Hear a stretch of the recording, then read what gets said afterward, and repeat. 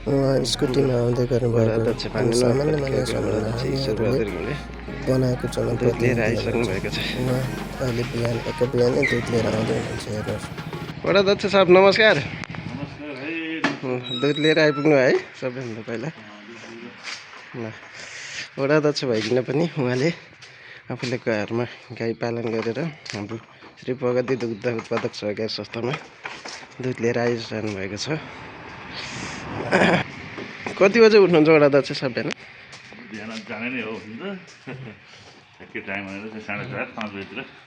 हाम्रो युवा भानुहाटका युवा वडा अध्यक्ष र उहाँले दुध लिएर आइसक्नु भएको छ।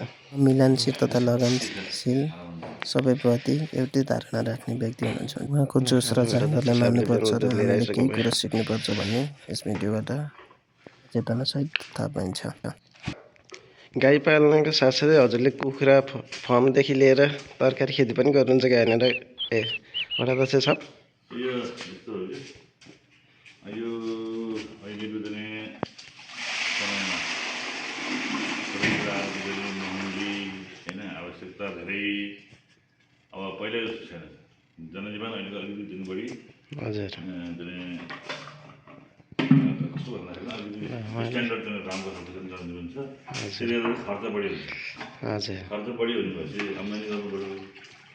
त्यसको लागि नेपालमा अन्य कल कारखाना जागिर भन्ने कृषि पेसामा बढी लाग्यो भने पक्कै पनि दल हान्न सही हुन्छ। त्यसमा पनि कृषि पेसाको पनि यो गाई पाल्ने भैँसी पाल्ने दुध बेच्ने हुन्छ चाहिँ नगदै पाल्ने थियो कि सधैँ नगद आउँछ। त्यसले गर्दाखेरि राम्रो छ। सबैलाई मात्रै यो कुनै एउटा चाहिँ पेसा गरेर आफ्नो व्यवसाय गरेर आम्दानीको स्रोत बनाउनु भन्दछु है। हजुर नेपालमा एउटा चाहिँ अलिक किरा आइरहेको छ भन्दाखेरि एकदमै यो सुशासन अनि करप्सन रहित चाहिँ नेपाल भन्छ नि। हजुर करप्सन जबसम्म रहन्छ तबसम्म चाहिँ मान्छेको दैनिक चाहिँ आयोजन गर्ने चाहिँ क्षमता रहँदैन। आयोजन भएर उसलाई पुग्यो भने उसले करप्सन गर्दै गर्दैन नि। हजुर त्यो भएर आयोजन गर्नुपर्छ। यो कुरो चाहिँ मेन कुरा हो। हाम्रो सबैले आफ्नो पेसा चाहिँ एउटा चाहिँ अँगाल्यो भने त्यहाँबाट आयोजन हुन्छ र अन्य चाहिँ बढी आवश्यकता रहँदैन। त्यसले गर्दाखेरि यसले चाहिँ हाम्रो चाहिँ करप्सनलाई त्यसले पक्कै पनि यसले रोक्न सहयोग गर्छ भन्ने मेरो चाहिँ बुझाइ हो।